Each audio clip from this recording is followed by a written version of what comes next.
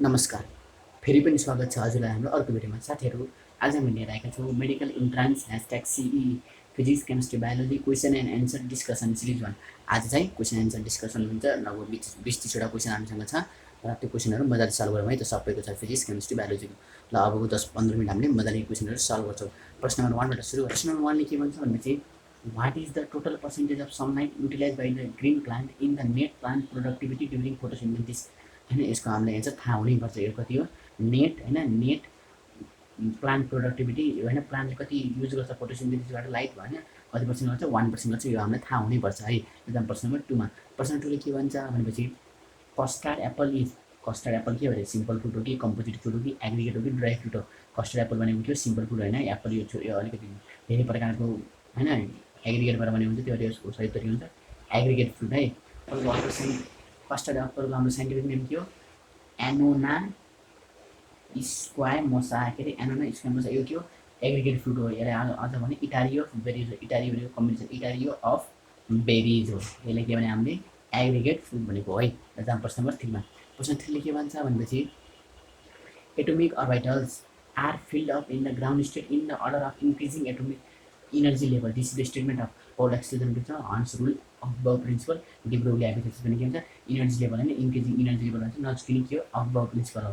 त्यस्तै गरी पोल एक्सक्लुजन प्रिन्सिपलले के भन्छ भनेपछि no atom can have 4 center of all quantum number. Quantum number पढायो नि, azimuthal quantum number, principal quantum number, यो चाहिँ सब यो होइन त्यो छ पोल एक्सक्लुजनको। हन्स रुलले फेरि के गर्छ भनेपछि हन्स रुलले के गर्छ भने प्यारालाल स्पिन भन्ने हुन्छ। Huns rule of maximum multiplicity छ नि, अनि डिब्रोगली त हाम्रो ल्याम्डा इक्वल्स टु हो, एच/2 भयो। यो पनि थाहा पाइराख्ने सोधिरहेको हुन्छ। म्याक्सिमम चाहिँ यो पोल एक्सक्लुजन र ओभर प्रिन्सिपल सोधिरहेको हुन्छ। जाम क्वेसन नम्बर 4मा। क्वेसन नम्बर 4ले के भन्छ भने tobacco mosaic virus TMV genes are double stranded RNA, single stranded RNA, polynucleotides double stranded DNA. हाम्रो टोब्याको मोजाइक भाइरस भनेको के, सिम्पली बुझ्नुहोस्, टोब्याको मोजाइक भाइरस भनेको प्लान्टमा लाग्ने भाइरस हो। प्लान्टमा लाग्ने भाइरसहरू धेरै जस्तो के हुन्छन्, हाम्रो सिंगल स्ट्यान्डर्ड आरएनए हुन्छन् है। अरू इक्जाम्पल चाहिँ तपाईँले भाइरसहरूबाट पढ्नु ल, हामीले अरू क्वेसनहरू चाहिँ पछाडि सल्भ गर्ने क्रममा आउँछ है त। जाम प्रश्न नम्बर 5मा। प्रश्न 5ले के भन्छ भनेपछि the torque due to gravitational force on a body about its centre of mass. मैले योभन्दा अगाडिको क्वेसनमा भनेको धेरैचोटि आएको के हुन्छ, 0 हुन्छ। के हुन्छ अरे, 0 हुन्छ है। जाम प्रश्न नम्बर 6मा। प्रश्न 6ले के भन्छ भनेपछि voluntary movement is control by, यो इम्पोर्टेन्ट छ है, बाई मेडुला, सेरेब्रम, सेरेबेल्लम, पोन्स। यसमा झुकिन्छ है मान्छे, सेरेब्रम र सेरेबेल्लममा झुकिन्छ। यसको सही उत्तर के हुन्छ, सेरेब्रम हुन्छ। अब जस्तै भोलिन्टरी मुभमेन्ट सेरेब्रममा चाहिँ सेरेबेल्लममा नझुकिने। सेरेबेल्लम त के हो यो भनेको मस्कुलर कोर्डिनेसन हो। के अरे, मस्कुलर मसल कोर्डिनेसन हो है। पोन्स भ्यालु के हो, न्युरोट्याक्टिक सेन्टर सोधेको छ, आइएम 2019 को उसमा सोधेको थियो। मेडुला ब्लाङ्केटा के हो नि, हाम्रो स्टिमिङ center, respiratory system, cardiac center हो किन। ल जाम प्रश्न नम्बर 7मा। प्रश्न 7ले के भन्छ भनेपछि which is the following is most volatile, benzene, chlorobenzene, nitrobenzene, aniline. हाम्रो राइट एन्सर के हुन्छ, सबभन्दा भोलाटाइल कुन हुन्छ अरे, benzene, due to molecular weight and less polarity भएको कारणले यी अप्सनहरूमध्ये भोलाटाइल हुन्छ। जाम प्रश्न 8मा।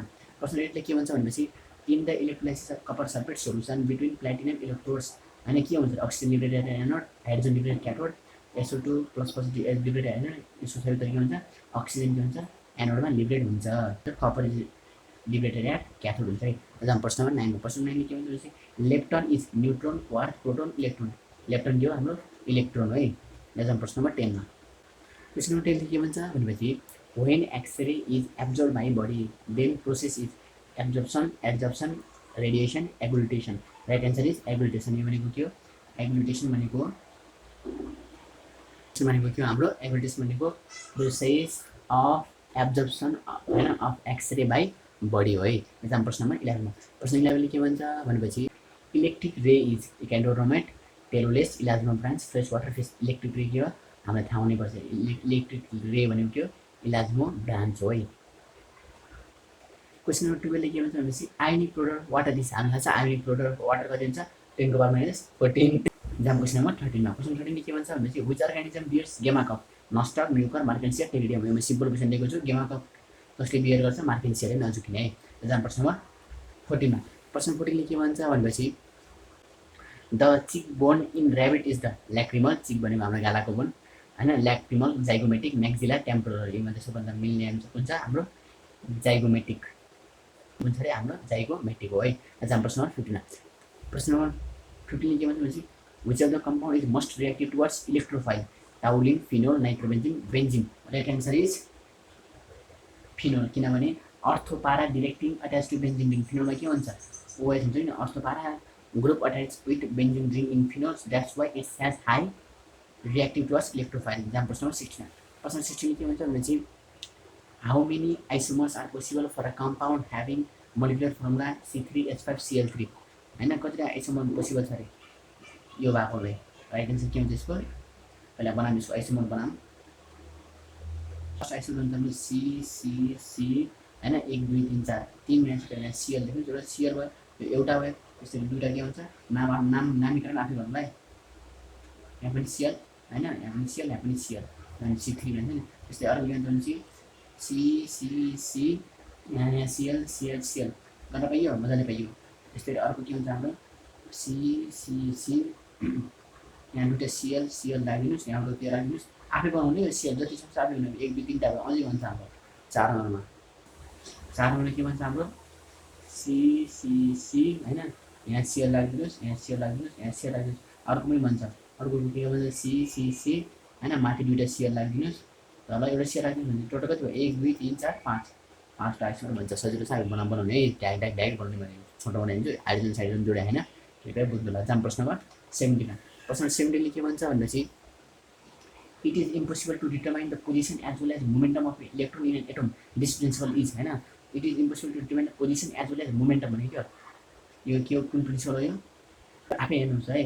इट इज इम्पोसिबल आफै के भनेको छ थ्योरीले आफै इट इज इम्पोसिबल भन्छ नि, इम्पोसिबल भनेको के हो होइन अनसर्टेन्टी के अरे हजुर होइन ठ्याक्क हल्का कमन सेन्स ल्याएर पनि साउन्ड हुन्छ, थाहा छैन भने पनि it is impossible to determine भन्छ। त्यही भएर के हाइजेनिस अनसर्टेन्टी प्रिन्सिपल नामै के छ अनसर्टेन्टी छ है। Right answer is B. त्यहाँ प्रश्न 18 प्रश्न 18 के भन्छ भनेपछि the sensory portion of retina commonly called as fovea centralis consist of होइन, फोबिया सेन्ट्रालिसले के कन्जिस्ट गरेको हुन्छ के भने कन हुन्छ। यसले के गर्छ हाम्रो होइन दिउँसो देख्न मद्दत गर्छ, अथवा कलरहरू हेर्न मद्दत गर्छ। जाम प्रश्न 19 प्रश्न 19 के भन्छ which of the following fishes help to control malaria, थाहा पाउनुपर्छ यिले होइन, ट्राउट्स ग्याम्बुसा सार्क के हो सार्क होइन ट्राउट्स हो के अरे ट्राउट्स हो। सो यो इम्पोर्टेन्ट छ यो क्वेसन, पाठमा सोधेको क्वेसन। जाम प्रश्न नम्बर 20 प्रश्न नम्बर 20 के भन्छ भनेपछि which of the following behaves as ideal gas at room temperature, hydrogen helium carbon dioxide nitrogen. Right answer के भन्छ हाम्रो हिलियम के अरे हिलियम सोज मस्ट होइन, helium behave as ideal gas at room temperature. अरू पनि इक्जाम्पल थाहा पाउनु कसले होइन रुम टेम्परेचरमा आइडल ग्यासको बिहेभियर सो गर्छ भनेपछि हाम्रो हिलियम अक्सिजन नाइट्रोजन हाइड्रोजन छ नि, यो अर्डर थाहा पाउने हिलियम अक्सिजन नाइट्रोजन हाइड्रोजन यी स्था ग्यास हुन् जसले रुम टेम्परेचर के सो गर्छ आइडल बिहेभियर सो गर्छ। ल जाम प्रश्न नम्बर 21 प्रश्न 21 के भन्छ भनेपछि aldehyde and ketone are carbonyl compounds which of them react with NaBH4 and react with Fehling reagent होइन।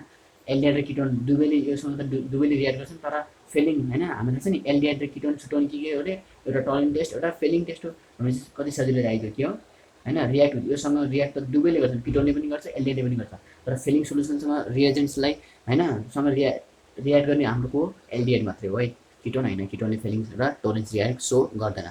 त्यो right answer is aldehyde react गर्ने सोधेछ। ल जाम प्रश्न नम्बर 22 प्रश्न 22 के भन्छ भनेपछि which group has similar means of vegetative propagation, rose banana onion potato strawberry turnip asparagus sisal।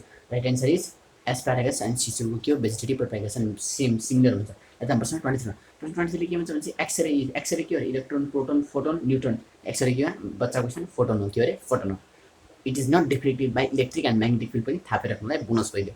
यता प्रश्न 24 इन डाइबोरिन होइन डाइबोरिनमा के हुन्छ अरे 4 bridge hydrogen atom and 2 terminal hydrogen are present हुँदैन 2 bridge hydrogen and 4 terminal hydrogen are present. This is the correct answer भनेपछि अरू के हो रङ एन्सर यसमा पर्दैन आफै पढ्नु होला। जाम प्रश्न 25 प्रश्न 25 ले के भन्छ भनेपछि a body is moving in circular motion, body केमा मुभ सर्कुलर मोसन मुभ गरिरहेछ, देन इट्स मोसन इज होइन सर्कुलर मोसनमा मुभ गर्छ के सो गर्छ अहिले दुईटै सो गर्छ simple harmonic motion and periodicity both. जाम प्रश्न 26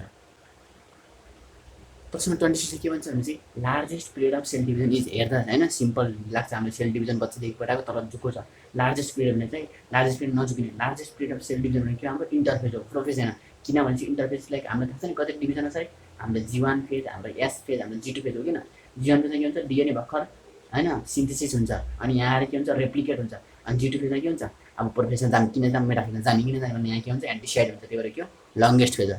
जहाँ आजको लास्ट क्वेसन नम्बर 27 के भन्छ भनेपछि the reverse of esterification is known as होइन रिभर्स अफ स्टरिफिकेसन भनिन्छ पहिला हामीले यसो रिएक्सन लेख्यौँ त्यस जस्तै हामीलाई थाहा छ स्टरिफिकेसन अरे द रिभर्स अफ स्टरिफिकेसन भनिन्छ पक्कै पनि स्टारको उल्टो हो जस्तै CH3 COO C2H4 मान्नु एउटा इक्जाम्पल लिनु के हो हाम्रो स्टार हो अब यसलाई S2O र H प्लस उ गऱ्यौँ भने त्यो छुट्टिन्छ CH3 COOH मा जान्छ प्लस C2H5 OH मा जान्छ यो उल्टो भयो भने जस्तै योबाट हामीले यो बनाउँथ्यौँ तर योमा के उल्टो भनेको छ नि त्यही भएर हामीले के युज भयो S2 र H प्लस भयो भने त्यो स्टार हाइड्रोलाइसिस हुन्छ करेक्ट एन्सर त्यस्तै गरी अर्को पनि थाहा जुन छ नि स्टार एसिडोलाइसिस ट्रान्सस्टरिफिकेसन यो भनेको एउटैले जनाउँछ के जनाउँछ भनेपछि ट्रान्सस्टरिफिकेसन भनेको के हो ट्रान्सस्टरिफिकेसन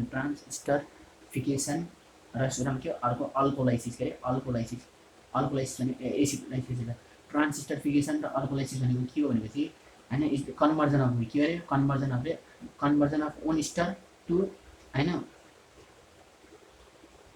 एनदर स्टार के अरे एउटा स्टारलाई अर्को स्टारमा लग्ने बाई रिएक्टिभ विथ अल्कोहल भनेको यस्तो जस्तै एउटा स्टार भने RCOOR ड्यास मानौँ यसलाई होइन अल्कोहलसँग रिएक्ट गर्नु भयो भने के दिन्छ भनेपछि RCOOR double dash single dash double dash plus R dash OH दिन्छ त्यो भनेको के हो ट्रान्सस्टरिफिकेसन र अल्कोलाइसिस हो तर स्टरिफिकेसनको उल्टो के हो स्टार हाइड्रोलाइसिस हो यहाँ ट्रान्सस्टरिफिकेसन छ स्टरिफिकेसनको उल्टो ट्रान्सस्टरिफिकेसन नजिक होला है ट्रान्सस्टरिफिकेसन भनेको मैले लेखिदिएँ अनि स्टरिफिकेसनको उल्टो के हो स्टार हाइड्रोलाइसिस हो है र साथीहरू आजलाई यति नै आज हामीले कन्डिसनबाट क्वेसन गऱ्यौँ मजाले गऱ्यौँ र आगामी दिनहरू पनि हामी यस्तै क्वेसनहरू मजाले म जस्तै हातमा कपी पेन लिएर मजाले गर्नेछौँ आजले यति भन्दा बिदा हुन्छ अब अर्को सिरिजमा भेटौँला हस्त जय नेपाल